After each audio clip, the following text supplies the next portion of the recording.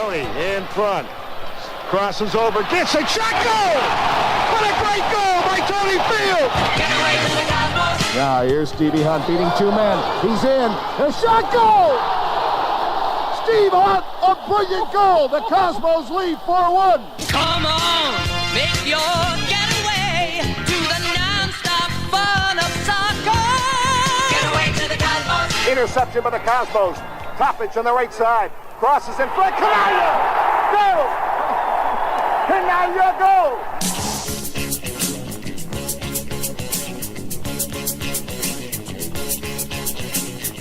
Hello, everyone. I'm Jim Carvelis, the voice of the Cosmos. The Cosmos entered the 1977 season with high hopes, a new home, and some new faces to bolster an already impressive aggregation. The incomparable Pelé was primed for his last year. The league's leading scorer, Giorgio Canaglia, was starting his first full season with the Cosmos. Defenders Nelson Moraes, Bobby Smith, Mike Dillon, Captain Keith Eddy, Werner Roth, and Charlie Aitken were back in the fold. Midfielders Ramon Mifflin and Terry Garbett would return, along with Tony Field and goalkeeper Shep Messing. The Cosmos had gone to the NASL quarterfinals in '76 before being ousted by Tampa Bay. They knew they had to have more trump cards if they were to deal for a title in 1977. They made the moves. Jadranko Topic and Vito Dimitrijevic were summoned from Yugoslavia. Jomo Sono, an exciting forward from South Africa, came aboard after a glowing recommendation from Pelé. Turkish goalkeeper Erol Yassin was in the fold. And from the English League, an exciting winger, Stevie Hunt, would make the long trip across the Atlantic. The Cosmos also added a promising group of young American players that included Gary Etherington, Paul Hunter, Marcello Curry, Greg Cortez, Tommy Lang, Bobby Rohrbach, Chris Aguiliotti, Scott Strasburg, and Roberto de Oliveira. The Cosmos were ready for the long, tough journey to Soccer Bowl 77. There would be pressure. They were the glamour team of the NASL with the likes of Pelé and Canaglia. Every team would be up for them. But the Cosmos would handle that pressure well. And when it was over, they would write a glorious chapter in the history of American sports. They would become the biggest sports story of 1977. A story worth preserving. Welcome to Good Seats Still Available, a curious little podcast devoted to exploring what used to be in professional sports. Here's your host, Tim Hanlon. And what a season it wound up becoming, that 1977 New York Cosmos North American Soccer League Championship, as narrated by the late great Jim Carvelis. That, by the way, hi, my name's Tim Hanlon, that is, and this is Good Seats Still Available, your curious little podcast journey each and every week into what used to be in professional sports, or what we like to sort of focus on here as sort of teams and leagues and those kinds of things that don't exist anymore, defunct or otherwise, previously incarnated, whatever. That's what we like to revel in here on this little show. And that little clip comes from a really hard to find album. But if you were walking the hallways there of Giant Stadium back in the day, 1978 in particular, that season, you will have seen this album. It was called This Is Cosmos Soccer. And it's an entire LP, two-sided, that literally goes through play-by-play and game-by-game through all the fits and starts of what became ultimately a classic and memorable championship season, Pelé's last game and last shot at a championship with the New York Cosmos. The album came out, I think, in 1978 and was a fixture there in the souvenir stands. And yes, we pulled that one out of the old library there, and pops and hisses and crackles and all. And it's fitting as we get ready to celebrate Christmas time. We're dropping this episode on Christmas Eve, so happy Christmas or Merry New Year or whatever that is, whatever you celebrate out there. We hope your holidays have been or are great. And we're obviously going to take a week off, and this episode will have to satiate you for the next 2 weeks, but I think it will.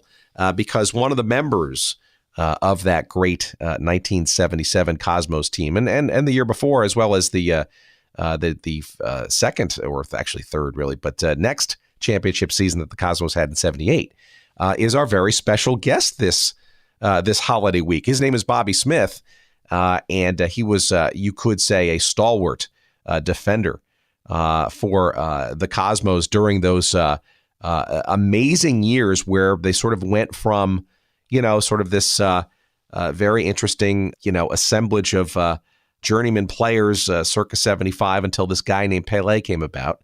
And around 76, when Bobby Smith and his South Jersey / Philadelphia metropolitan area pal, Bob Rigby, came onto the team, you start to sort of see the beginnings of the rebuilding, or the building of what ultimately became that championship seasons in 77 and 78.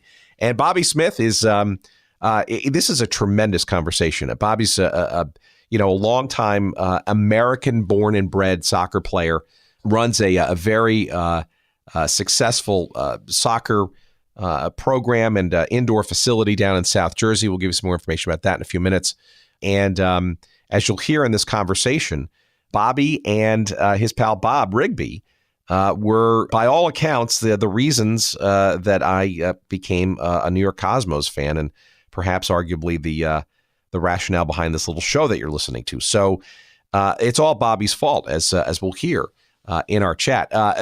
Bob is also, one of the growing number of National Soccer Hall of Fame members that we've interviewed on this show in our short little lifetimes. I think actually the seventh, if you're counting players and administrators and builders and that kind of stuff, and actually the 10th, if you include, as we do, frankly, the Colin Joe's Media Award winners, who are also members in full standing of the National Soccer Hall of Fame. So we've got a nice little trove there, I guess, of interviews with people, who are important to the game of soccer in this country. And Bobby Smith is happily one of them. And we were ecstatic to be able to connect and have a very, very fun conversation, which you will hear in a few minutes as we go through things like the Philadelphia Atoms, and not only the Cosmos, but the Atoms of 73 to 75, the San Diego Sockers. We get into Philadelphia Fury stuff.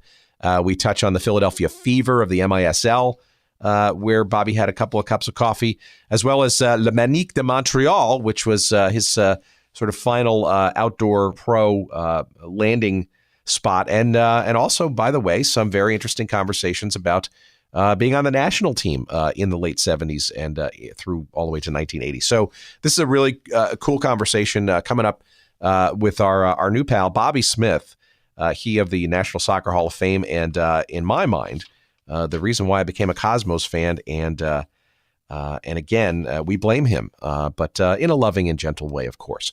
We're not going to give you any promos this week. We suspect that you're already fully embracing all of the great gifts and joy that hopefully you're celebrating with your families and your friends this holiday season. But we do want to at least say thank you for all the great support during the course of this year, 2018. My God, it's going to be 2019, I think, by the time that some of you hear this episode. We got some great stuff coming at you for next year, but I do want to say thank you to our friends oldschoolshirts.com, our friends sportshistorycollectibles.com, and also our friends in Portland at 503 Sports, 503-sports.com. We want to thank, of course, our friends at Podfly Productions, and in particular, the great and good Dr. Jerry Payne at Podfly, productionspodfly.net. All great folks, and we appreciate you giving them a try and patronizing their wares. And we also thank you all, of course, out there in listener land. You're in the tens of thousands now. It's fascinating and really hard to believe, but we could not do this show without your support, your interest, and your fervor for this little nook and cranny of soccer sports. Sorry, that's soccer, please. Sports history, professional sports history. That that is just completely continues to amaze at all the various things that we learn and will continue to learn as we go into the new year. So, Merry Christmas, Happy New Year, Happy Hanukkah, which was a couple of weeks ago, Kwanzaa, whatever you celebrate. Just I hope it's all great.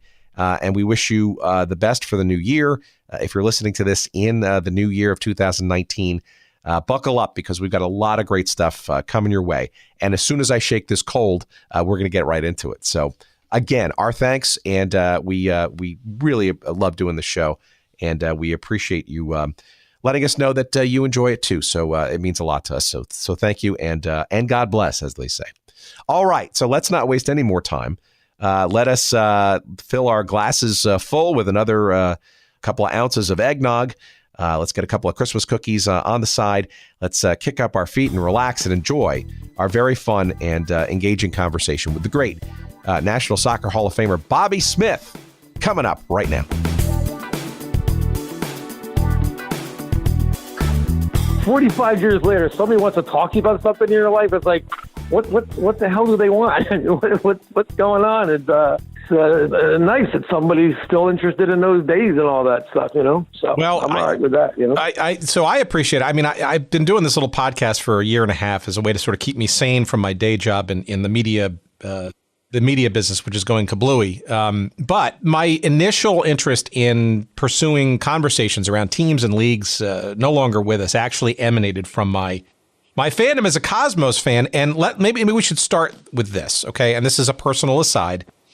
You and your pal at the time, Bob Rigby, were, I think, indirectly responsible for me becoming a Cosmos fan back in, dare I say it, 1976. So we're talking Ho-Ho-Kus, New Jersey.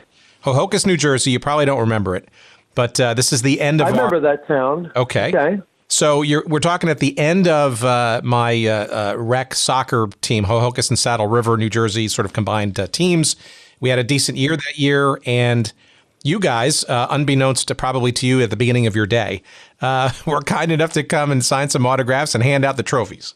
Oh wow! At Ho-Ho-Kus in that town. Correct. Huh? Me and Riggs.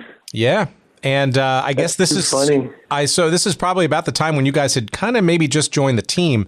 But so it's all your fault. So let's put it that way. Let's start there. Oh, really? That's good. Yeah, we made an impression on you, huh? You did, and so maybe good. So let's rewind a little bit, right? So give us a little bit of a sense of how you got into soccer in the first place in your collegiate career, because let's be honest, in the late '60s, early '70s, right? Soccer, was not quite the thing in the United States, really. So how did you get involved and hooked on it in the first place? Well, you're right. There was very little soccer being played any place. I don't know. I mean, you still had like your inner cities that were doing, all the ethnic guys had that. And that's how we got into soccer in my area was Trenton. And we played, all our leagues were in Trenton. And you had the Trenton Italians, the Trenton Ukrainians, the Trenton Germans, every ethnic with the Scotch Club. And those were all the clubs. And we had a blast with them because we were just American guys, and we'd go into these clubs, and it'd be all Germans. And I played with them for a while. And they spoke German all the time. The sidelines, they're all cheering for these young American players. And probably half, at least, of them were the German children, that played for there. But they brought started to incorporate the Americans into these club teams. From the inner city, not inner city, but, from the ethnic areas of the country. And, Trenton was a very ethnic immigrant city back then with all its little communities. So it was a perfect kind of, situation for us to go into the programs that they loved. We had none created by our own suburban American people, you know what I mean? So that was the opportunities were with those groups, and then it became more Americanized. You started having your leagues in your suburban areas and stuff. But I mean, there was an Irish guy on my neighborhood that was playing soccer when I was like, I don't know, 9 or 10. We started playing. And now I see 9 and 10-year-olds that are just like unbelievable in my business. We have I have a lot of travel league programs, a lot of training programs. There's 9-year-olds now that are just so good. It's unbelievable. And we just started playing it now. We didn't know anything. So the game has changed so much, really. So why soccer, say, versus all the other sort of, shall we say, quintessentially American sports, right, as a kid? Well, I played all of them all the way through high school. I played baseball, basketball, and soccer. One season led to another. And I can remember I can remember one time I was at American Legion practice as maybe a sophomore or a junior, let's say, in high school, and I was on the baseball field, and a bunch of soccer guys, older soccer guys, were playing soccer, and I remember leaving the field, and I remember Mr. Armeni was one of our coaches, and saying to them, I'm going to go over there and play soccer. And I left baseball then just because, I don't know, I probably wasn't that good at it or what, whatever. I just wanted to play that game. You know, my buddies were over there, and I just decided then that I wanted to play soccer only. But that's that. I mean, you didn't play soccer only growing up where I was growing up at. You know, there was no such thing as only playing soccer only. It wasn't offered in the spring or the summer. Nobody was playing, you know, so it was a fall sport. And I played probably more basketball than any of them, you know, really. And, you know, after school, you just go down to the courts and just play basketball all the time. And then, unfortunately, I wish I was developing my soccer skills at that age. I would have been a better player. But that was just, you know, that was just such different times. It's unbelievable, you know. Well, you didn't do too badly, right? I mean, you went on to play a stellar college career, right, at Rider. So, I mean, you obviously made a decision to kind of formalize the soccer thing over everything else, no? Yeah, I wanted to play soccer more than anything. I really liked it. Man, a group of guys from Trenton, all became great friends. And it was a very small community, actually, funny enough. It was, you know, it wasn't that many guys in your group that would play soccer, and we just played all the time.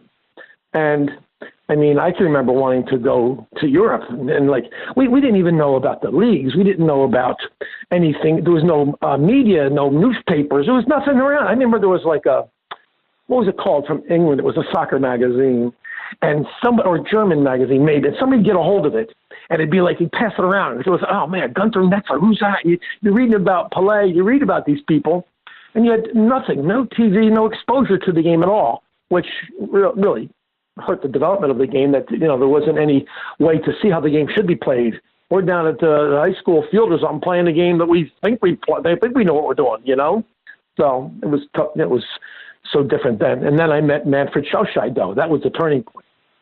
Well, let's talk about Manny, because okay. That's that and the college thing. I maybe you could sort of wrap all that up into, okay, so at what point do you realize that you have some level of talent beyond perhaps the collegiate sort of experience, and maybe when and how does this I would dare say still fledgling North American Soccer League thing hit your radar for the first time? Because, you know, I would argue it would only be the sort of most, you know, passionate devotees who even knew about the NASL at that time. Right. Yeah. You're not going to believe how that came about. I'll tell you that. But I mean, high school, I'm playing in, you know, pretty all-state player and pretty good player. High school, scoring a lot of goals. You know, me and a good friend of mine, my best friend growing up, and we both had opportunities to go to Rider College. I had no other colleges interested in me. My brother went to Glassboro, a college in New Jersey, and it cost my parents like, I don't know, $7,000, $8,000 a year for them to go there.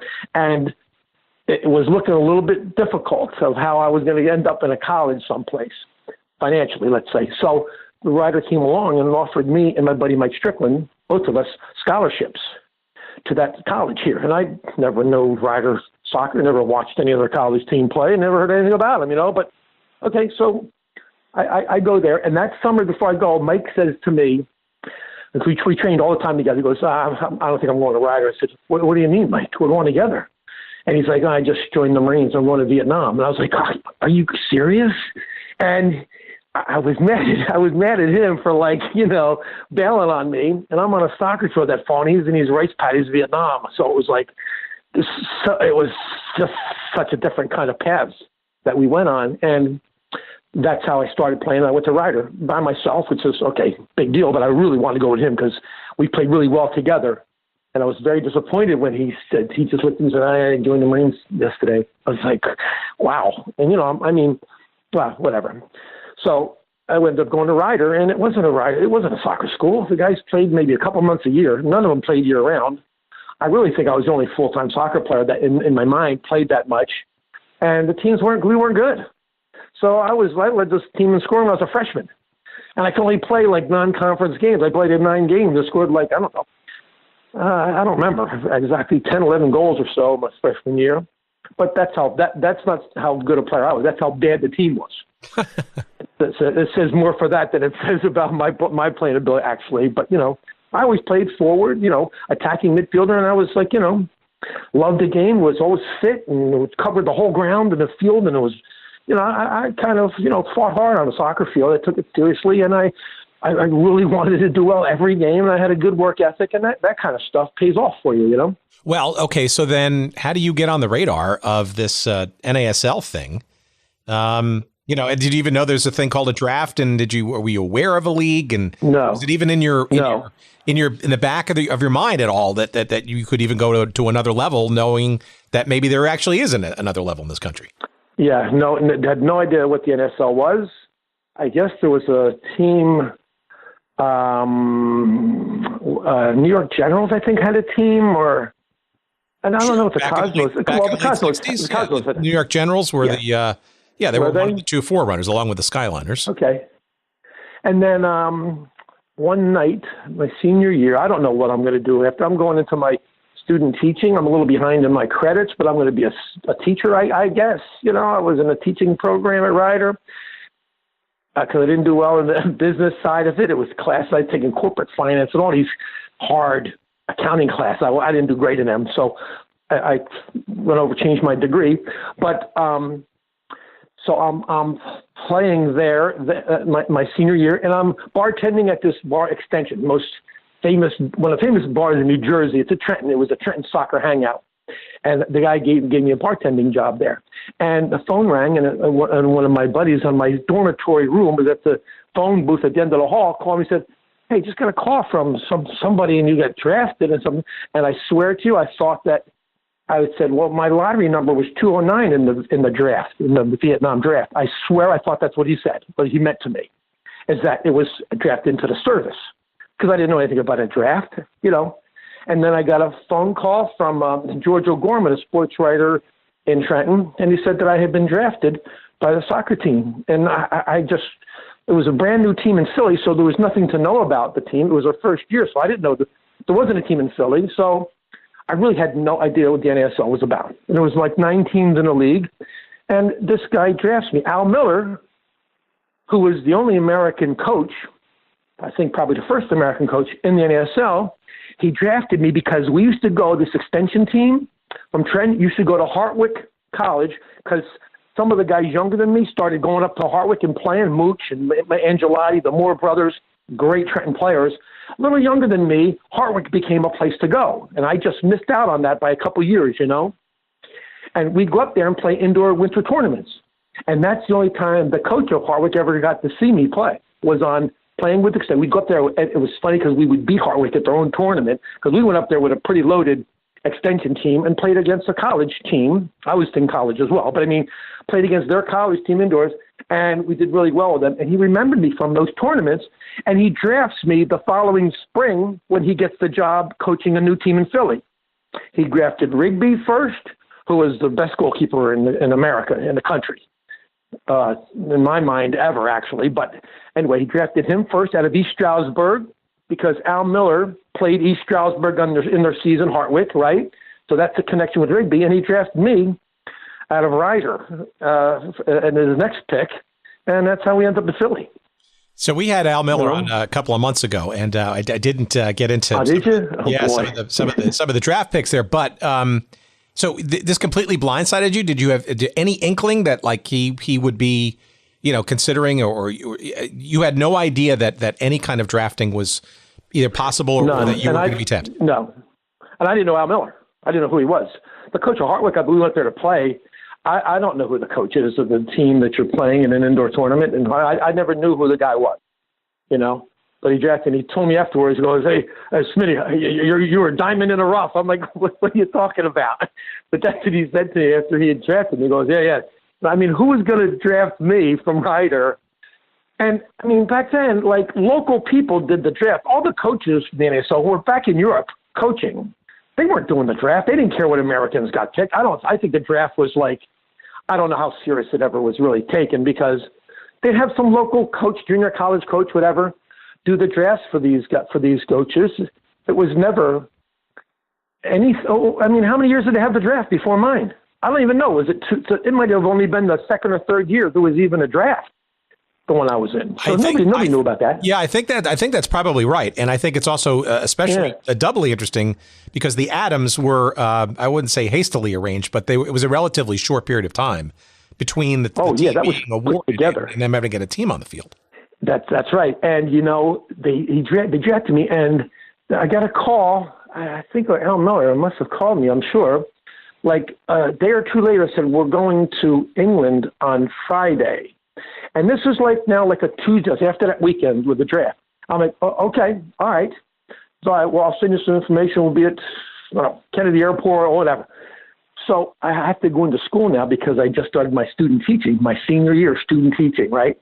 And I go in there and I talk to this dean that was the head of the business education department that set me up for student teaching over in the Chamonix High School over in Pennsy. I was doing it. I'm in the middle of it. I say to him, Mr. Brower, I have to leave because, and this guy, I remember this guy looking at me like, what is wrong with you?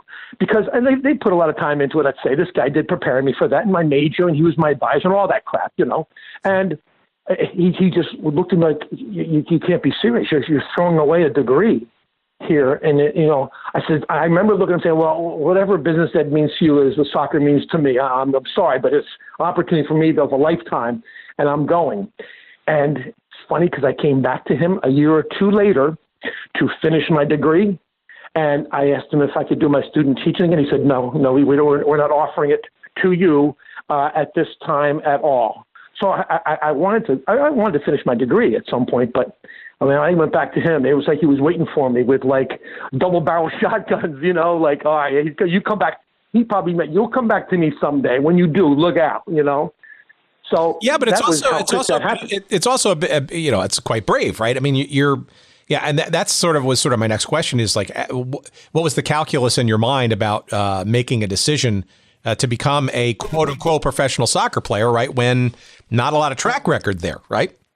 Well, that was no decision. I was in school to play soccer, and I'm taking classes, and I'm trying to hang on to a 2.0 so I can play. I was not a student. I was not concerned about teaching.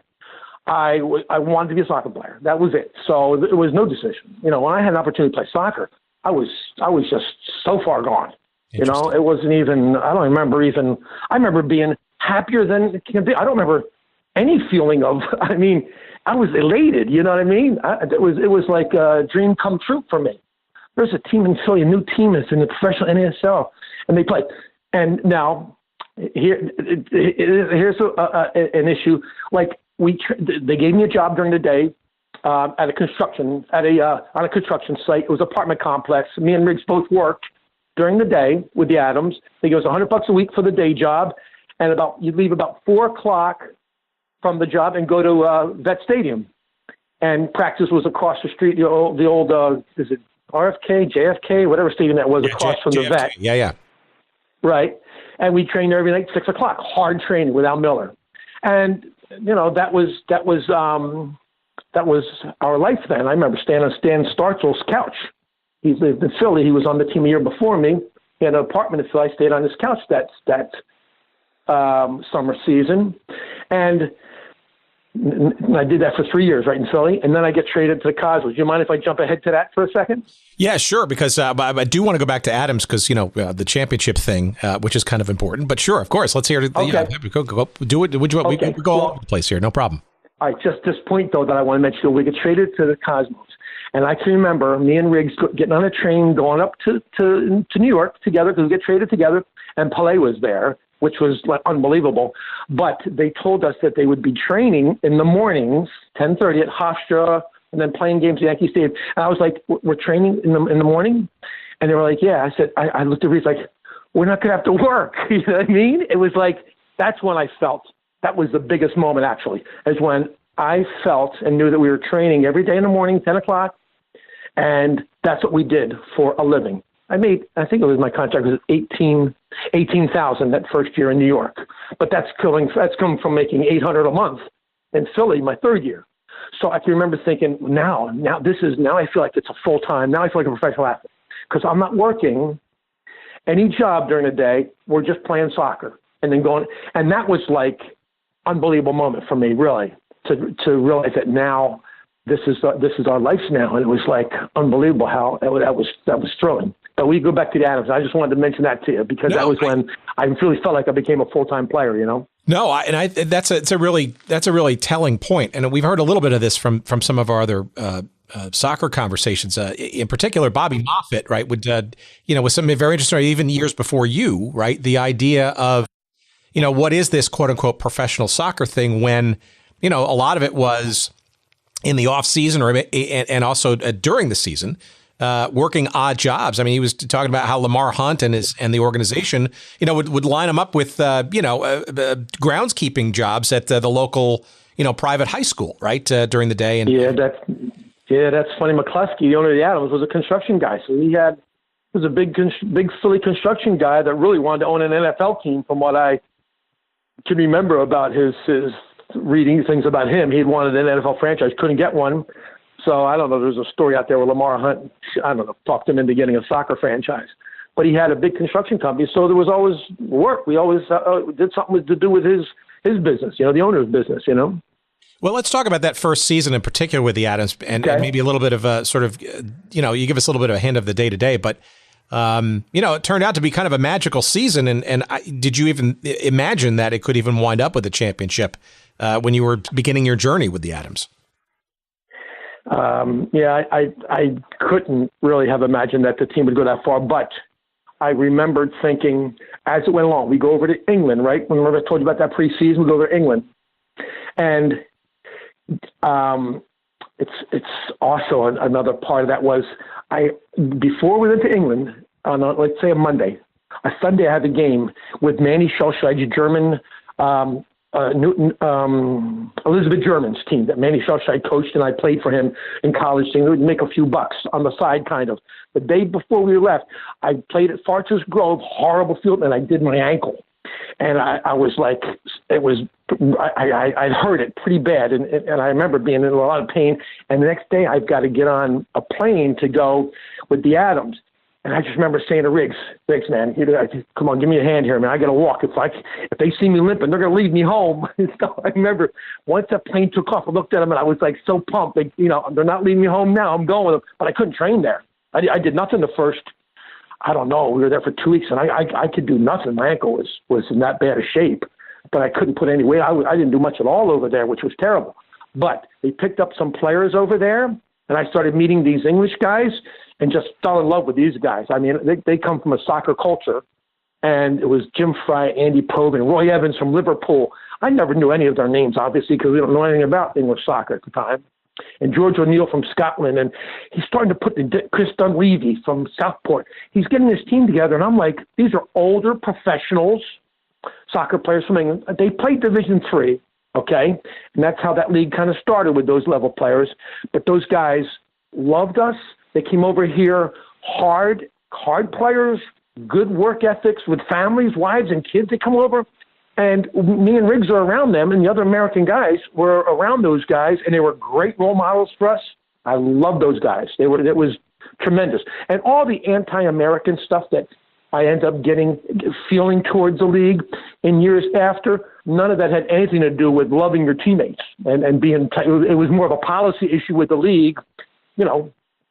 Why aren't we having more Americans on the field than it was ever against the foreign players that were here? Because I had great relationships all my playing career with all of them. But that year in particular, they left for when they went home to England, we went to the airports with them and saw them off. And it was like a family. It was just, it was unbelievable. It was really, and it was, and those guys were Jim Fry and Andy Proven.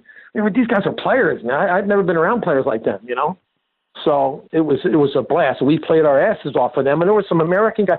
You see, I think that was the right combination, even back then. And somebody has told me, I'm rambling now a little bit, but somebody has told me that there was an American game, professional soccer game, with the most Americans on the field.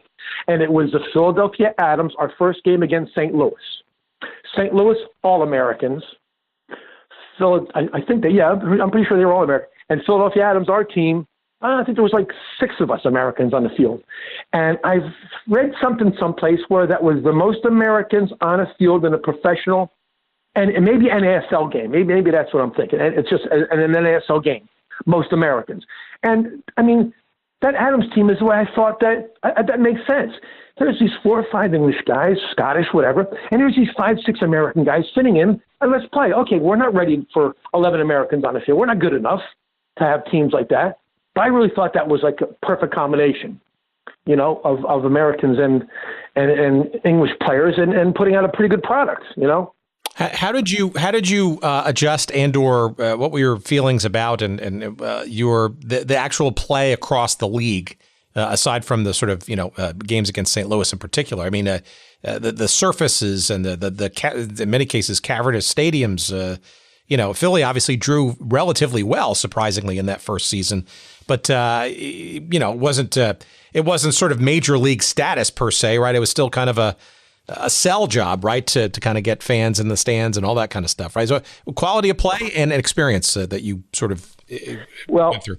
I see where you're going with that, like sell job to the people and all that, but all we're thinking about is we train today, we have a game tomorrow. We go there, it's Rochester, whatever, you're some junk stadium, I don't care. The field's not great, I don't care. I know I'm going out there to play against Warren Archibald that day, or George Siega from York that day, or I don't know, just the players. And to me, it was the greatest thing in the world. I didn't think anything about it not being a professional league. I didn't think anything about, you're not at the levels of the NFL and NBA and baseball. You know you're not there. So that's like stupid to even think that you're comparing it to that. But for soccer in this country, that was the highest level. So, I just remember being so excited and thrilled with every game. And I mean, the surfaces you mentioned, okay, yeah, they were terrible. That stadium was like a parking lot. And, so okay, so what? You're playing though. All that mattered to me was I'm out there playing. I got these guys around me. And the last 3 days we were running doggies and busting our ass at KFK Stadium across the back. And now we have a game. It was always nice to have a game because you're not training now. The game is like a reward of all the work you did all week long. I remember thinking that way and feeling that way. Games are rewards. Yeah, and you're getting paid for it, right? Which is the whole dream, right? Yeah, I got paid $88 a week for that week, and I could have cared less about that contract. I was never the best businessman in the game, but I mean, I'm playing, and we're making $400 a month. That's great. I love it. I'm not sitting around thinking that oh my God, look at how little we're getting paid. I would have paid them to play. Honestly, that's how I felt. But you're also distinguishing yourself too, because that passion is clear, and you're training, and you're obviously improving, and with all the professional talent and the environment that you're around. You're rumbling around some all-star teams, designations over those years, and so maybe a little bit of the sort of the segue into the Cosmos, but by way of a little team in Ireland called Dundalk, right? That yeah. I heard you talk with the News Talk guys in Dublin a few months ago. Maybe did you really? You heard that? Yeah, regale us a little bit about sort of that sort of loan spell, how that came about, and would you say that was instrumental or just part of your learning curve to get to what ultimately was the next step with the New York Cosmos? Well, I think it was huge in certain ways. Let me say that Dave DiRico I went there with. Now, Dave DiRico was a strong Kearney, New Jersey player, the Herman Trophy winner, played out in Seattle. Hard player. His assistant coach out there was Irish. The guy wants Dave to come back and play with him for this team in Ireland. Dave calls me and says, "Hey, I got a chance. I think I'm going to Ireland." I said, "Dave, you got to get me there. You got to bring me with you. Tell this guy, I'm over here and I want to go with you." So it was really his assistant coach in Seattle that went there, and the guy said, "Oh, he wants to go. Okay, all right, bring him along." So we go to Ireland together, me and Dave, and now it's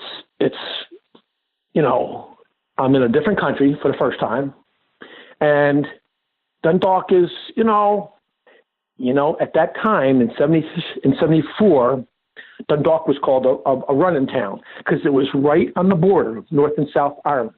And the town just above it, the first town in Northern Ireland, was Newry, and it was shot out, boarded up. You didn't even go in there. It was difficult times in Ireland then. And I mean, we trained hard in Ireland. It was, again, training every day. And we'd go out in the afternoons, and me and Dave would work out and do something. And, we were there on our own. I had one of the guys on the team, supported the team, owned the gas station. I got a job pumping gas at nights from like 6 to 10, making $1 an hour. So I had because we were paid honestly, we were paid $5 a week to play. And we went there on the reserve team. We played 1 or 2 games on the reserve team. Bang, we both went up to the first team, took 2 guys' spots, and played on the first team the rest of that until the holidays, until Christmas. So it was sitting out. I had an opportunity to play year-round soccer. That's like a dream come true again, because I don't have a long off season. I'm not sitting back in Trenton doing what? In an off season, doing nothing. And were the Adams okay with this, or were they encouraging of this, or this is completely independent of the off season? I don't even think I don't know. I just went. I mean, they don't have anything until next April.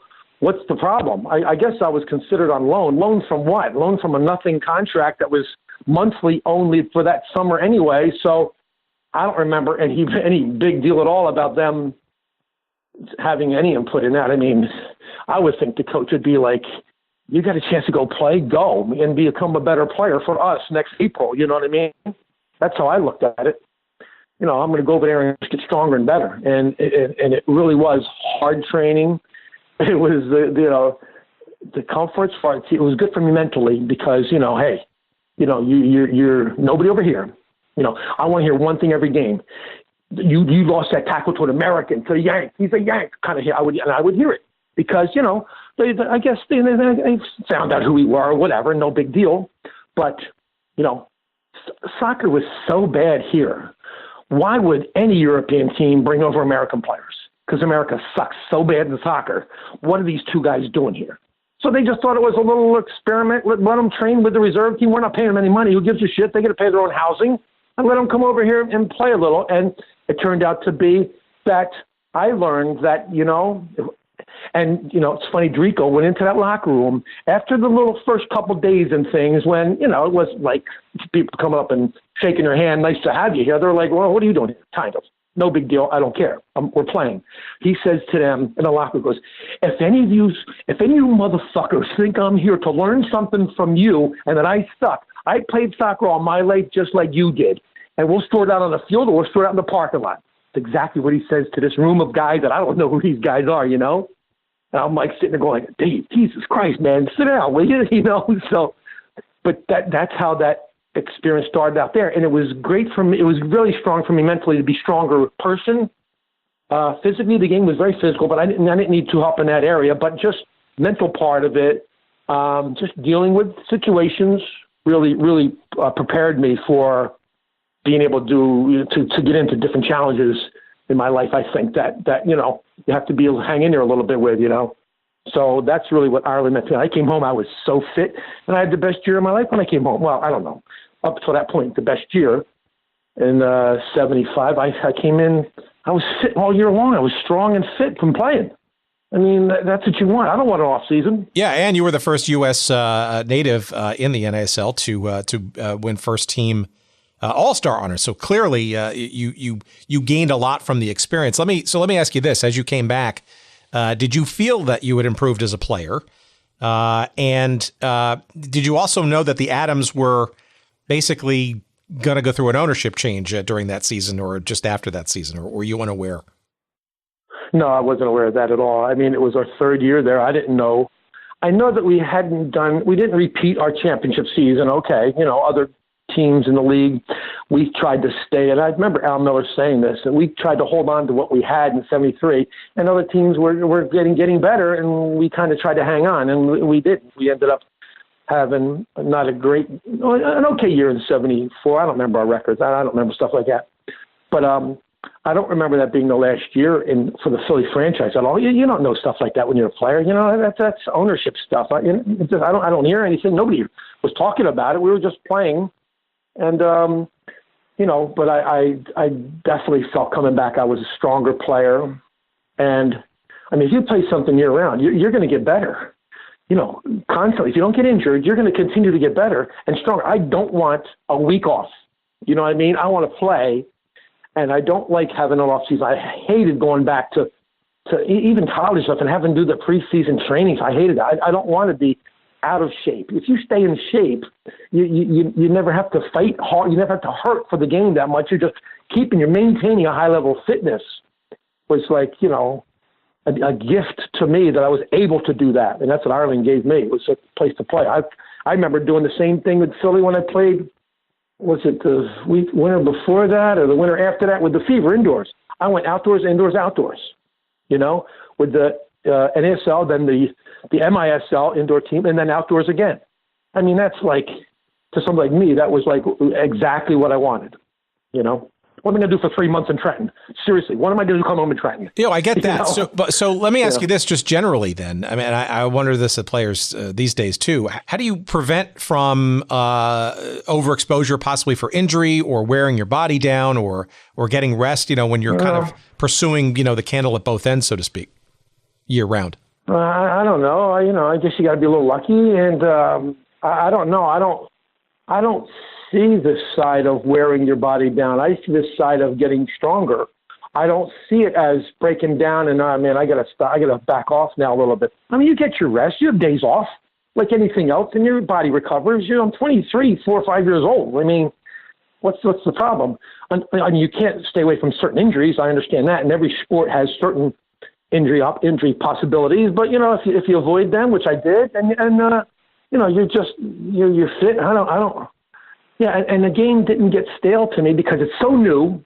We weren't the first ones, but the first professional league, and the first group of Americans playing, that you're so thrilled and psyched about it, that you're on such a high all the time about the opportunity you have, that how could the game ever get stale? Every training session, every game you go to me was, this isn't like another day at work where I'm a little bit bored today. I don't remember that at all. I remember going out like guns blazing, let's go. I remember feeling that way.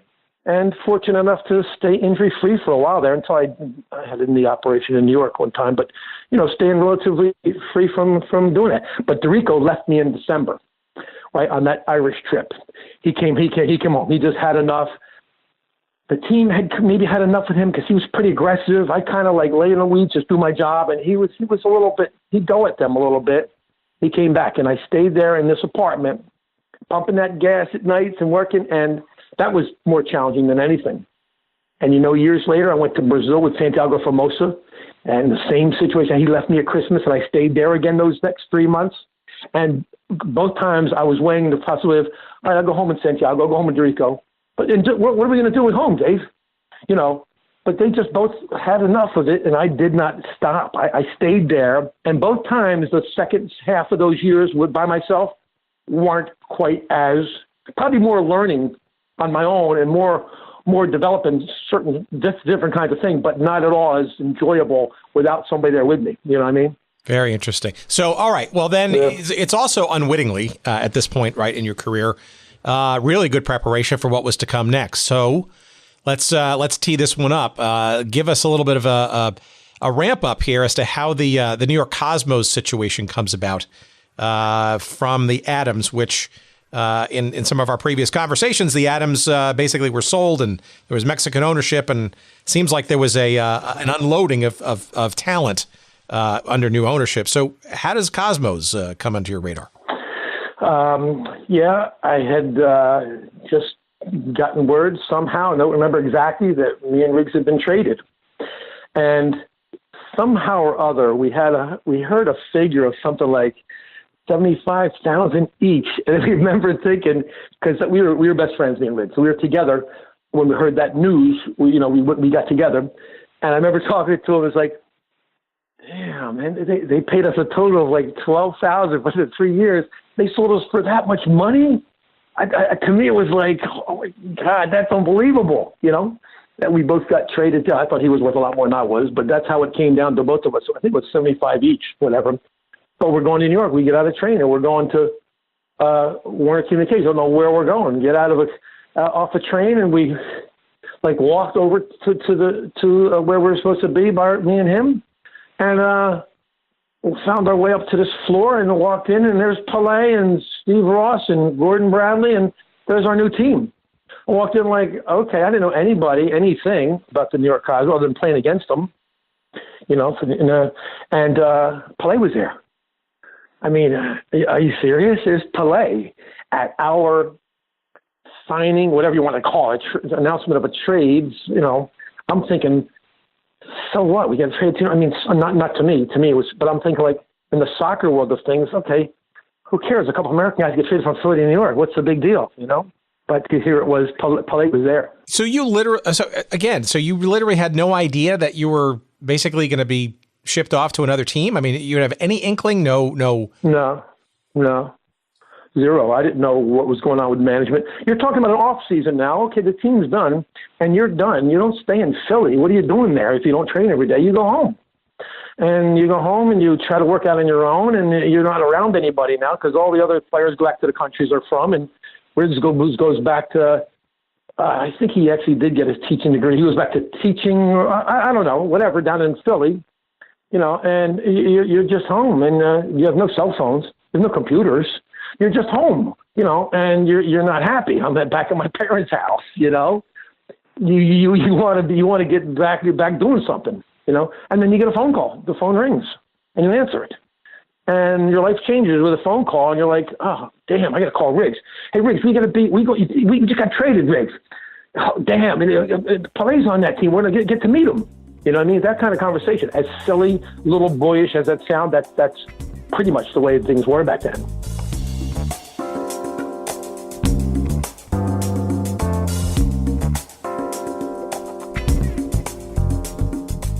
All right, time for me to catch my breath, get a cool, tasty beverage, and remind you, while we do so, that our friends at Audible are here to remind you that you can get a free audiobook download of your choice from over 180,000 titles. If you go to audibletrial.com/goodseats and use that link, of course, to try for yourself a free audiobook on us, gratis, if you will. And you will love the idea of audiobooks. It's an awesome way to kill time and occupy and stimulate your mind, perhaps when your eyes are busy doing something else. And of course, there are plenty of interesting books to be found, especially in the world of sports and sports history. And I think our audience might enjoy a few of these, of course, including the seminal work by baseball legend Jim Bouton. It's called Ball 4. It is not only written, but it's also narrated by him. You could use your free credit for that book. And of course, as you know, Ball 4 centers around the 1969 one-year wonder that is the Seattle Pilots of Major League Baseball, but obviously the background for a whole lot of other observations about the sport of baseball. And it remains to this day perhaps one of the most celebrated writings about the sport of baseball in this country. Of course, you can also, if you're not a big baseball fan, you can go into the world of soccer with the autobiography called My Turn by Johan Cruyff, the late Johan Cruyff, perhaps one of the world's best ever soccer players. He of Dutch heritage, of course.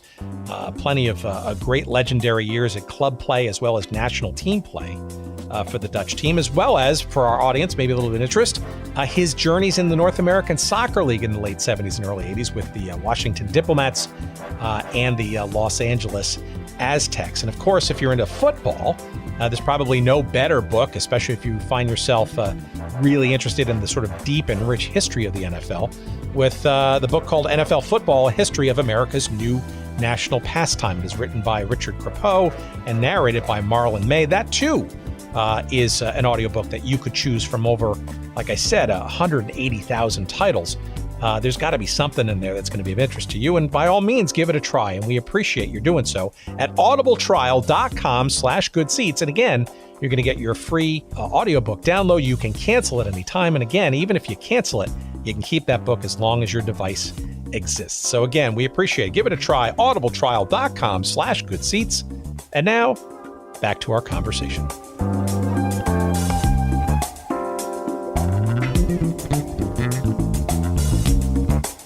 So did you ever find out how you and Bob Rigby hit the Cosmos radar? Like where and how did you sort of distinguish yourselves enough where the brass at Warner Communications and the Cosmos organization felt that you guys were worth pursuing and bringing into the team with this new international superstar at the helm.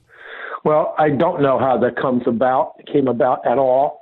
I believe at the time they knew Rigby. I think Riggs had gone on tour with them, didn't he? Like the spring or something before that, or I don't know now. I'm just trying to think. And Pelé loved him. So I would like to think that, and this is probably a bad rumor, that they were starting to need a couple of American players on the field, and the Cosmos went out to get a couple. Now, that's not fair to the Americans that were there, because I knew them, and they were good players. Why they got us? It wasn't because we were, the only two Americans that could be on their field. There was other players.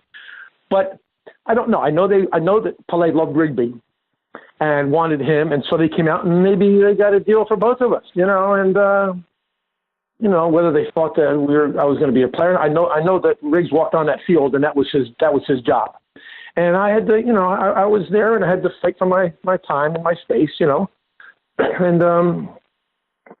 that's, I don't remember anything about any conversation about where I was on their radar at all. I don't know about that. I'm just glad I was. But also, don't be too modest, right? I mean, obviously, you're an all-star player caliber, right? Rigby's obviously an all-star caliber player. I think Rigby had been in one of the superstars on ABC at that time, along with Kyle Rote Jr. Okay. And I also think too that this is around, and I'm not an historian. I just play one on the podcast. The institution of, or the beginnings of, the NASL mandating the sort of 3 Americans or North Americans on the field during the game at all times and stuff. So there's probably a confluence there of not only your standout play generally, but also the fact that you are Americans, and then the league is recognizing that Americans or North Americans have to be on the field, and this tension that's lasted through, I don't know, the rest of soccer history in this country, right? Is how do you get the American players more integrated into the sport, into the game, mainstream? Yeah, I think it was. I remember a couple of games where it was you had to have 2 Americans on the field, and I remember the Cosmos announcing their lineup: Bob Rigby, Warner Roth, Bob Smith, and then the rest of the team. And I was running out there with them and sort of saying, damn, 2 of us have to be here. One of us really does deserve to be here. I wonder which one that is, because we had 3 and you had to have 2, you know what I mean? So, I mean, I never felt like it was like I didn't deserve to be there and we have to have 2. So I'll kick Smith and Rigby out there. I didn't feel that way at all. I felt like we deserved to be out there. I do feel that way. And you said, don't be so humble. I'm not being humble. I know what my value was to every team I played for, and I had a value. And Pelé used to always he'd always say, like, how important all the players were on a team. And he was such a team player that way. It was awesome. He never made you feel like he's a star. I know we have a right back there from New Jersey, but it was always, it takes 11 of us to win this game. And I always thought, like, well, if they don't score, we can't lose. So my job was defending, and I took it very seriously. And I tried to be as good a defender, as I could. And I had to play against some big people. And I'll tell you the difference that I believe helped me a lot was I really could care less who I was playing against.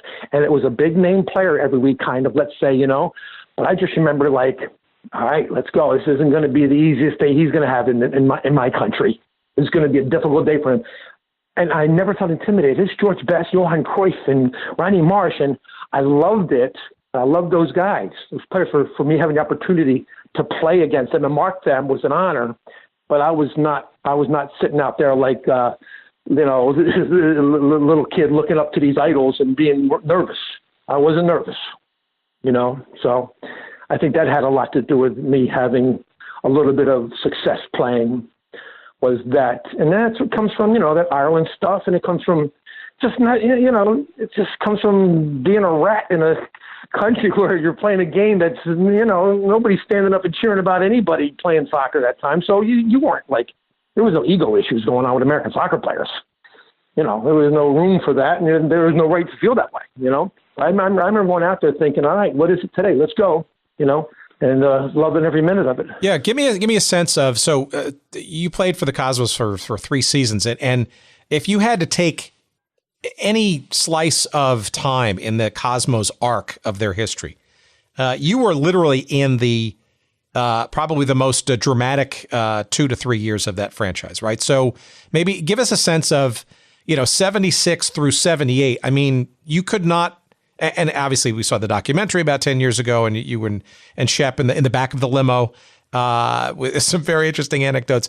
I mean, what a rocket ship, right? I mean, describe that, because here you've been describing a career, right, that has kind of like it's almost giddy the way you describe it, right? In sort of like, you go from one level to another level, and I can't believe I'm going to this level. And now you're not only on this another level, you're going into the stratosphere with a bunch of other things going on, right? In American sports, right? It was a phenomenon.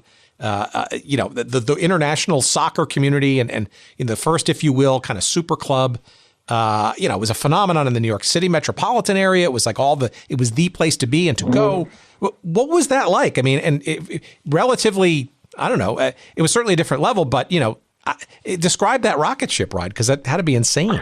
Well, let's keep a couple things in mind here now. Train every day, be prepared, and games look forward to. That didn't change. That the concept of the game and what I'm all about is, now all the other stuff is like just surreal. Every day I walk into that locker room, I see Pelé.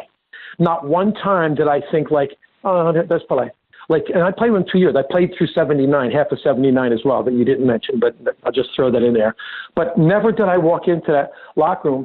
But also never did I think like, I was so proud to be in a locker room with him. And next to me is Bogušević from Yugoslavia. Are you kidding me? He's unbelievable. But I never felt like, I didn't belong. I mean, I always felt like a teammate. I love the guys. I'll fight for them. But I really never got comfortable with Pelé being in the locker room. It was never like, he's a teammate. It was always like in awe of him, like almost every day. Because you play with him for 2 years. It never gets to the point where, it's Pelé. I always had that like idol feeling of him being around, because he was that special person in sports and as a human being, So, but I mean, the whole circus of it was just like, it was just a ride. Like you get on this car that's moving fast, and it just takes off, and you're going, and it's just stuff's flying by, and you're involved in it, and it's hard to pick a day and remember what a day would be like normally, when it was kind of like a blur. Every place you go, it's our biggest game of the year. The airport's crazy. Pelé is there. And, I knew then that it was like a really special, certainly very special team.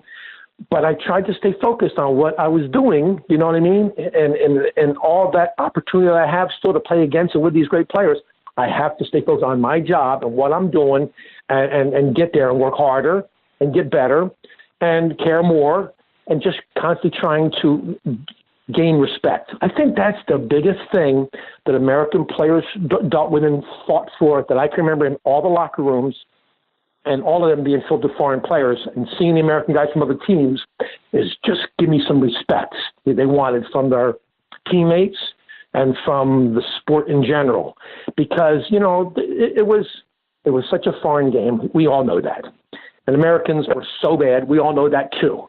But, I talked to Dennis Tourt about this one time. He was a Man City player that played the Cosmos. I met him a while later, kind of like 5 or so years ago. He said, Smitty, you guys were so pumped up and so for American players. He goes, you belonged there. There weren't enough of you. And I got that point, He said that to me, and it kind of rang a bell a little bit, but I wanted every team with Americans on. And he felt like, you're not ready. Your country's not ready. They are not ready. You are. And he gave me that. And he never gave me anything, Dennis Tourt. I battled him like we went like animals at each other. And it was great. This big superstar from Man City, and I'm going after him every day. And it was great. And before games, he'd say to me, what American hack am I playing against today? Like you, that kind of stuff. And I said, well, hey, it's Dorito today. Maybe you ought to take this game off, Dennis, Maybe you ought to sit down, because these are my national team teammates. And he's just riding the Americans at how bad we are and all that. And I get how they feel that way. But he would say to me, what American hack am I playing against today? So it came down to a lot of respect issues. And, that was always a little bit weird for a lot of the guys. I don't give a rat's ass. I really didn't. I'm out there playing, and I'll get respect in the next 90 minutes. I know that. What you think of me or locker rooms or Americans in general, fine. We're not very good. I get it. But today I'm on this field, and I'm playing against somebody from another country, and I'm going to make their day miserable. That's what I remember feeling more than anything when it comes to the Americanization of the game, and just do my own job. And Dennis Stewart said, there weren't enough of yous. You and Dorico, Ridgey, where's all the others?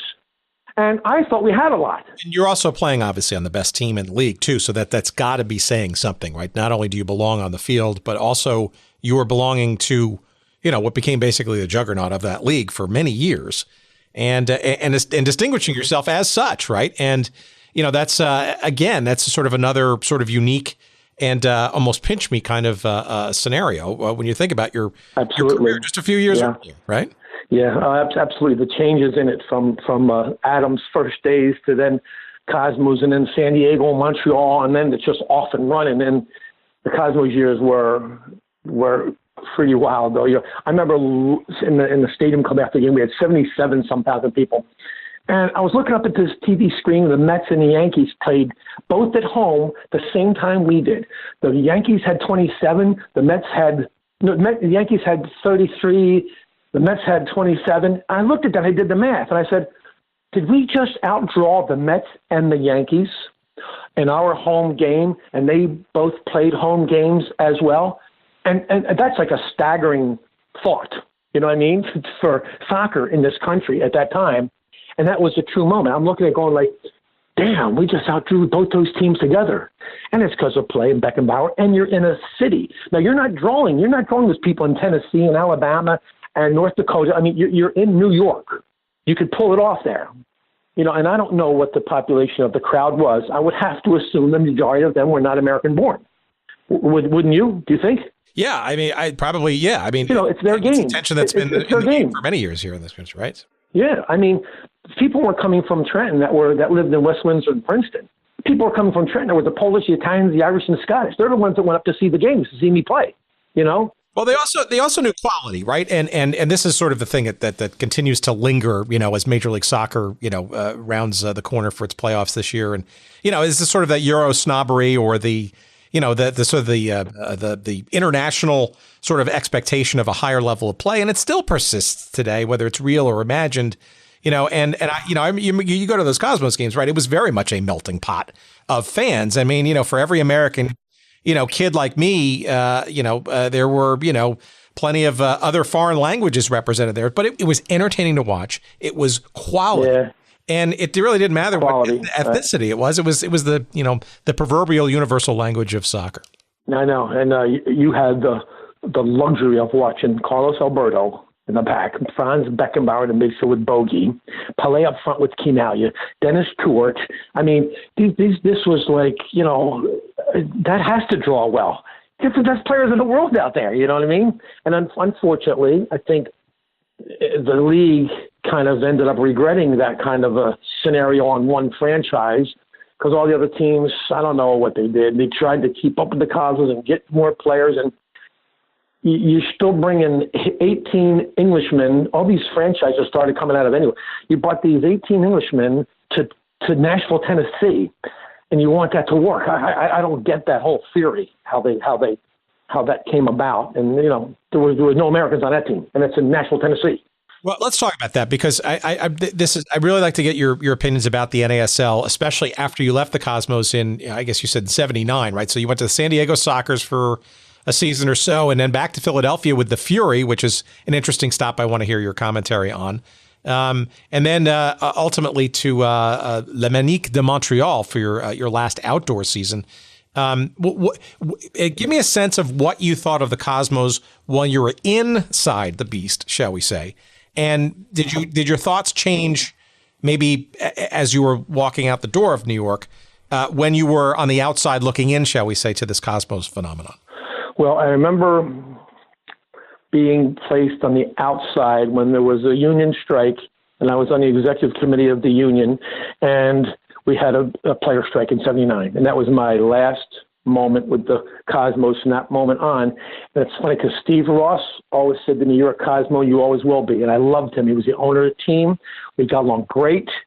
And, you know, then that union stuff came along and I got jumped right in front of the line on that one. And I don't know how that worked out. I know a lot of guys I've talked to since then regret every bit of it, but, you know, it was players coming along behind us that had no more of an opportunity to play than a lot of other guys, and I just got involved in that, and there was a player strike, and it was somewhat successful in New York.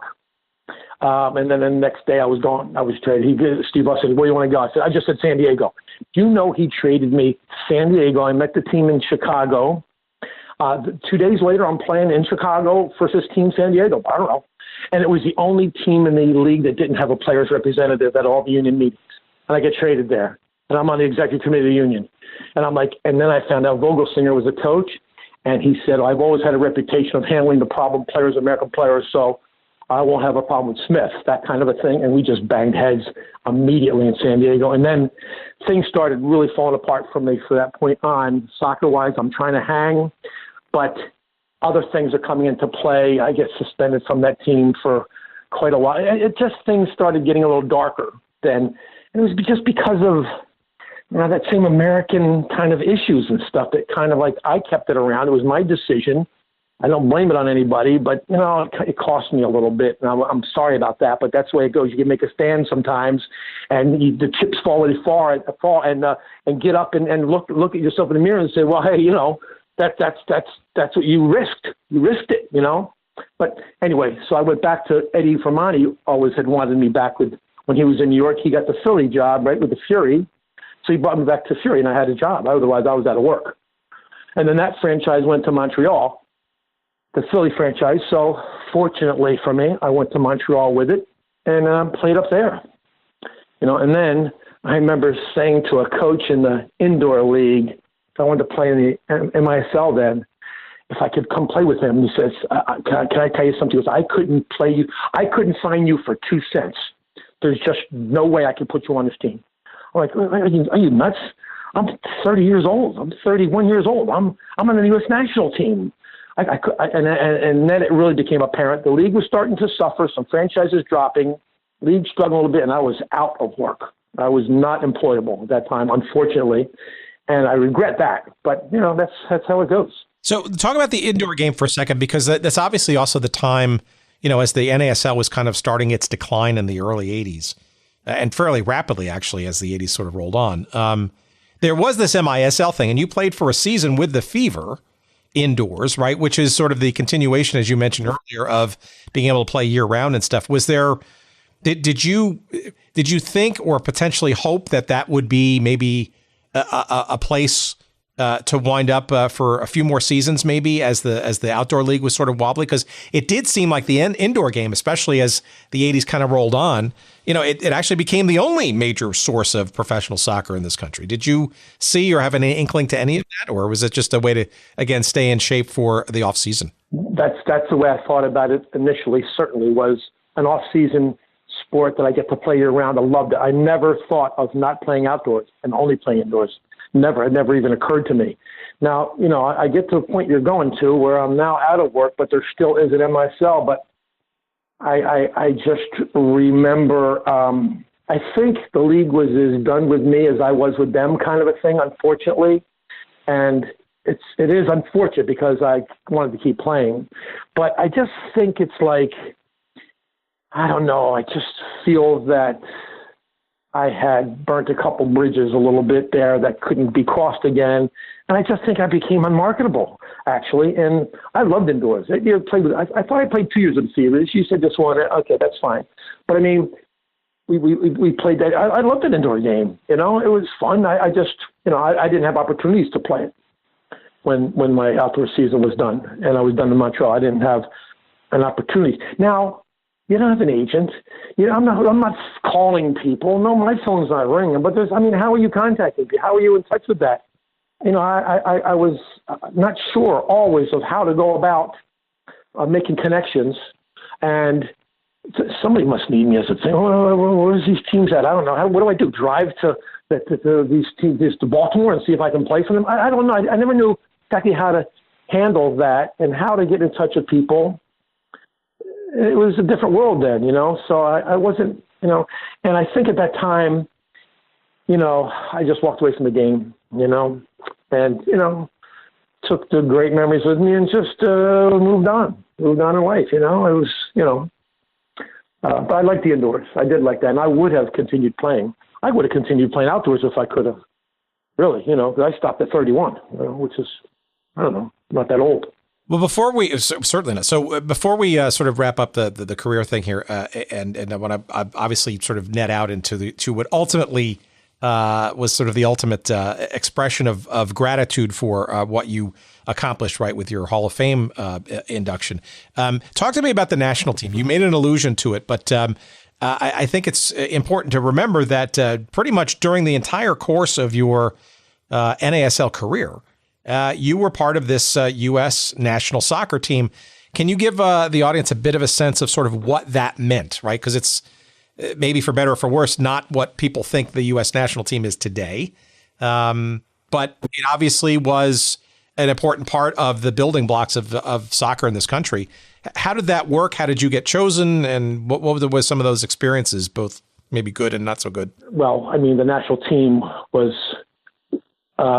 such a safe haven place for all of us to go, because now we're with Americans representing our country, and it was like the biggest thrill. Put Pelé aside and that kind of stuff. The biggest thrill of our lives was to represent your country and hear the national anthem every time you go on a field for that. And it was such a disorganized group of stuff. The national team really was, unfortunately. And it was never a money-making issue, which I could have cared less about. Again, really not a big deal. But it was like you get to see all the guys that you see in locker rooms all over. You see up on opposing teams all over the league. Don't get to play with very many of them because they're all spread out, and you get to play with them on a national team. And they all have the same kinds of things where, it was like they're now with all Americans and not filled with Dennis Stewarts and Ronnie Marshes. And just, you understand the point that I'm trying to make is that it's almost like you take a deep breath and you can relax a little bit. You're playing with all the Americans on your buddies, so proud to be with that group of guys. And no, you can't play Italy. You're going to get beat by Mexico, and you're going to beat Haiti, and you're going to beat Canada here and there. And you're going to win some games and lose to you're going to beat Poland. Very cool. And then you're going to have moments where, you don't belong on the field with these better teams in the world. We know that. We get all that. We've been hearing enough about that all our lives, so that's fine. But you're still representing your country. And if you're the best of 18 in your country in anything, that's very important. I don't care what it is. You're what somebody at least thinks is the top 18 soccer players in the United States. Now, that I want you to wrap your head around, because that to me is like way up there. You know what I mean? Because that's like an unbelievable thing to think of. Wait. With the St. Louis, with Portland, Seattle, you have kids in Tampa, a lot of kids in Dallas and L.A., and you took 18 and I'm one of them? I mean, what more do you need, really, in your career, ever in your life, than some honor like that? So that's how I thought about the national team, And doing ups and downs with it, but okay, there's ups and downs with everything. Ups and downs yesterday, and I'll have them tomorrow. That's life. But, you just move on, and there was, some issues with that. And then some of the players weren't happy with the way they get treated, and some guys' shoe contracts weren't honored, and it got a little bit weird with some guys, but to me, it was a thrill of a lifetime. I'm on the U.S. national team. I hear that national anthem before every game we play. I mean, come on. So that was just a tremendous thrill playing on the national team. I got to keep playing. So you're obviously well qualified to answer sort of this next question as we sort of round home here on this chat. And this has been great. This has been absolutely fantastic. So I'm really curious, and obviously, you've stayed involved with the sport past your playing career as well. Give me a sense of, given all of your playing career and your involvement in the game basically over your lifetime, how would you generally describe sort of the state of professional soccer in this country I guess both at a league level, right, with Major League Soccer and its occasional remembrances of the NASL, or mostly usually not, as well as the national team situation on the world stage. It's come a long way, I guess, in both cases, right, since you were a player. But in some respects, there's also kind of quite a bit still yet to go, no? Yes. I mean, now these players today are, I think they're just so good. They really are so much more advanced than every generation. Just gets so much better. We are still not a soccer culture at all, by any means. We're still a struggling sport in this country, in my opinion. But the level that we have to play, and the MLS, and I was just talking to a guy the other night that came into my indoor facility, and he wanted to know what the Tottenham game was going on. You know, Tottenham played yesterday. He was trying to get it on his thing, and he was like, yeah, well, you know, I watched that. I can't watch MLS. Okay, Scottish guy, I get it. You're here. We still suck. I'm not watching the MLS. I want to talk. Okay, I got it, you know. And that's still where the MLS is, and it's still where U.S. soccer is, you know. And we end up losing a game to get into the World Cup, an embarrassment to the country. I'm looking at a bunch of millionaire Americans out there playing, and I love our national team, and I've always supported those guys and love it.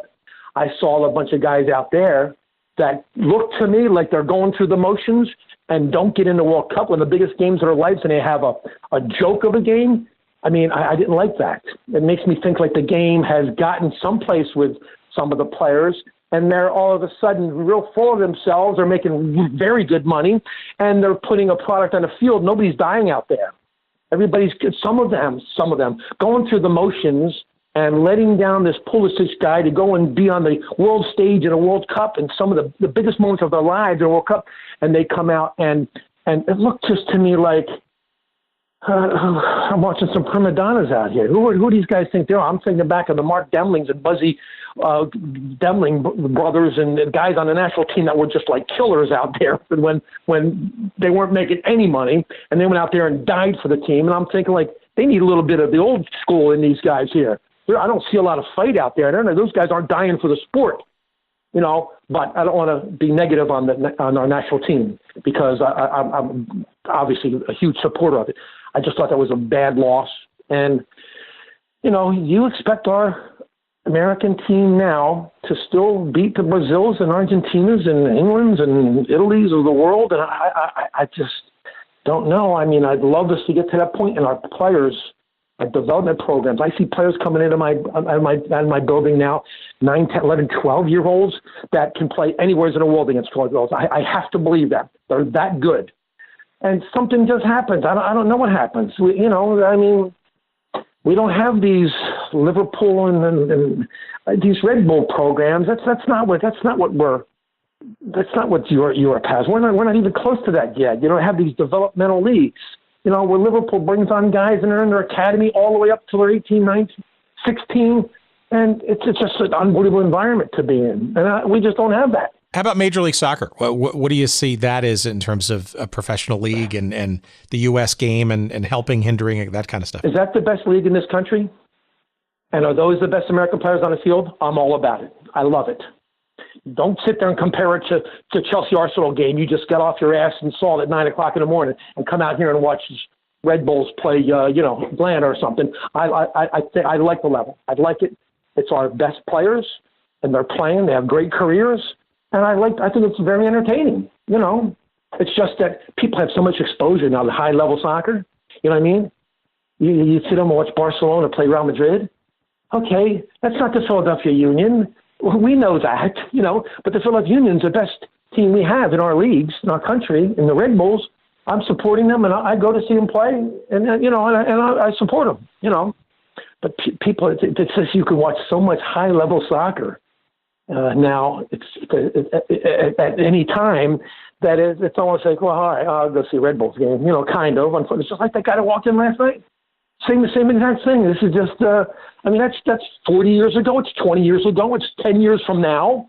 But the guy's going to come in. I'm watching Tottenham play, somebody, I don't watch the Red Bulls. I don't watch MLS. I mean, I don't see that ever changing. Unfortunately, I just don't. It's a cultural thing. And, that's it. That's the way it goes, But that said, though, I don't want to leave on a downer note here, because I've heard this and I felt this from a lot of the sort of soccer conversations we had so far. I mean, in many respects, right? I think ultimately recognized by your induction into the National Soccer Hall of Fame in, when was it, 2007? A real recognition that that a lot of what, with the embarrassment of riches, I guess, that we enjoy today, whether it's through television coverage of every game on the planet, a professional league that is knocking on the door of, 28 franchises, although danger signal, NASL at 24, but, in a league that's been around for over 20, I mean, could you have imagined that in the mid 1970s when you were sort of living your American soccer dream back in the day, that we would even be having these kinds of conversations about a pro league that's been around and the relative popularity of the sport versus where it was 30 years ago, maybe? I know. I mean, it's had tremendous success, and I think that MLS is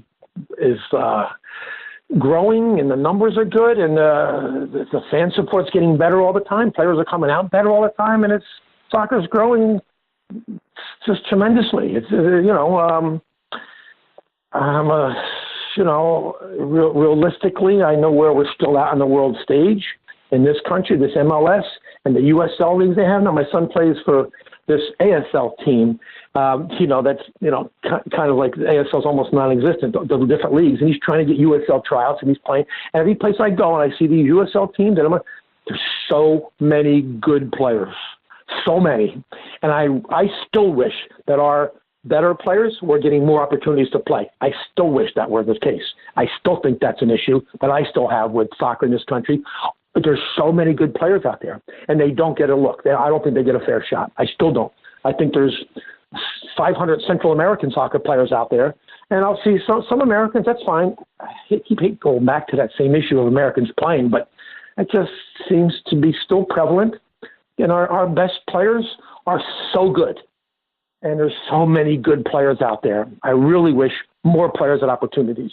And maybe they're just, a step or two behind. They're not quite good enough. Okay. But this country is developing some serious players, some serious soccer players, athletes, strong. I love it. The game is growing, and the MLS is solid as can be. And we've got players coming out that are better, bigger, stronger than ever. And I love it. All right, here's your chance to plug. Tell us about your facility and what you're doing in the sport, and how can people find out more about you and the work you're doing and all that kind of stuff. Well, I have this indoor facility here. I have a Bob Smith soccer school and a Bob Smith Soccer Academy training programs, and we're just having fun. Great bunch of guys I have that are all soccer guys from this Trenton area, and we have a lot of fun. We're trying to instruct kids. We're trying to teach kids to play and care about it, and these guys are passionate guys about it.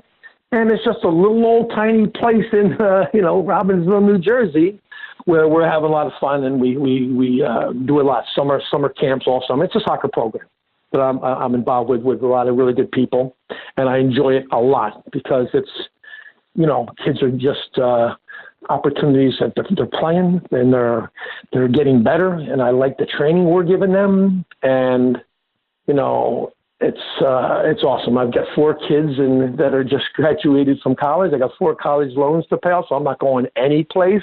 I got to be working till who knows who. I don't care. I don't see myself retiring anyway. I just have the same work ethic I always had. I want to hang in there and do the best job I can at something, and that's what we're doing now. And I really like it. And again, it's like another team I'm on, because I'm surrounded by 8, 10 coaches and 10 referees. We're all soccer guys. We get together. We talk about the game. We have a blast together. We're all just soccer junkies still. It's actually the same way, and I think that's not unusual. All around the country, I think guys that have soccer backgrounds that get together with their teammates and our hometown boys. The soccer community is still very tight. It's still a small community, I think, and it's a thrill to still be involved in the game, and which I am, and I'm making a living doing it now. Like that's what I never imagined happening, making a living at soccer after I get done playing.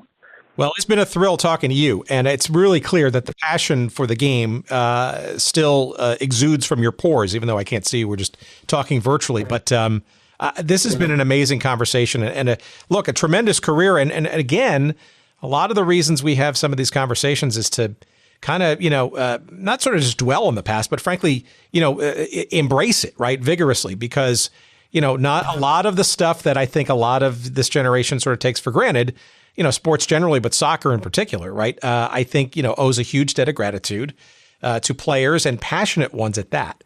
Like yourself, right? Who really, made and pioneered. I throw that word out not too lightly, right? You guys were pioneers, and your passion for the game, back at a time when the success of it wasn't necessarily guaranteed. In many respects, is to be not only remembered but celebrated. And I can't thank you enough for making some time, and I look forward to sharing this conversation with our audience. I think they're going to just be enthralled with it. At least I was. Yeah, well, I appreciate it, Tim. I mean, it's 40 years ago, man. Where did 40 years go?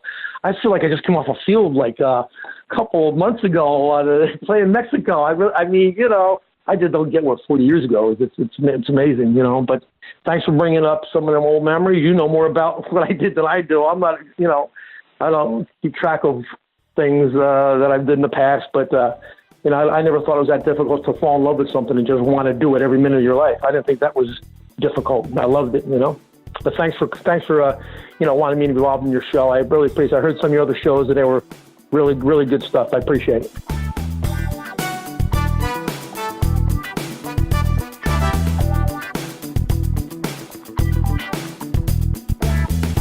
Man, oh man, that was a great, fun conversation. Thank you so much to Bobby Smith for regaling us with those stories, putting up with our questions, and my little schoolboy geeky fandom.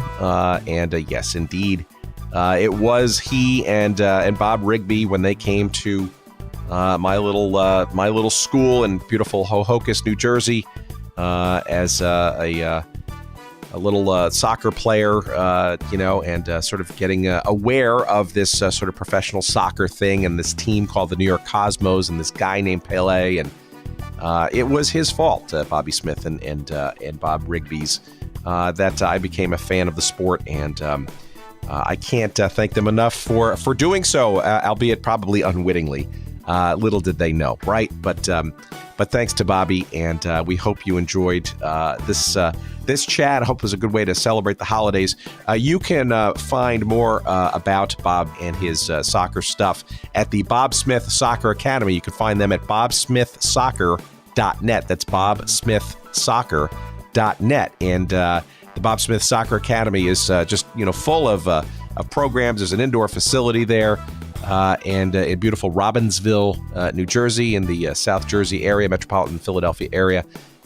Tell him that you heard him on this little show, and I don't know if there's any discount involved, but I'm sure he'll be excited and ecstatic to hear that you sat through a great conversation with him and enjoyed our little memory lane exploration about the Cosmos and then some in the North American Soccer League. Again, that's bobsmithsoccer.net, and we thank Bobby for taking time to chat with us. We hope that he and you out there in listener land are healthier than I am this week as we record this show for sure, and that you're enjoying the holidays. And we look forward to a great 2019. I think that's the new year. And if you're listening to it in the first week of the new year, we belatedly say Happy New Year to you. And we look forward to dropping our first episode of that new year of 2019. Don't forget to change your checks appropriately when you're writing them out. We will drop our next episode for you on January 7th, that Monday. That's a return to our normal publishing schedule. We've taken a week off. We need to nurse our voice back into health, and we hope that you've enjoyed our explorations in 2018, and we look forward to seeing you again with some more great stuff in this 2019. Thank you so much for listening. Happy holidays now or belatedly to you, and we'll look forward to talking to you again soon right here on Good Seats Still Available. Thank you so much, everybody. Bye-bye.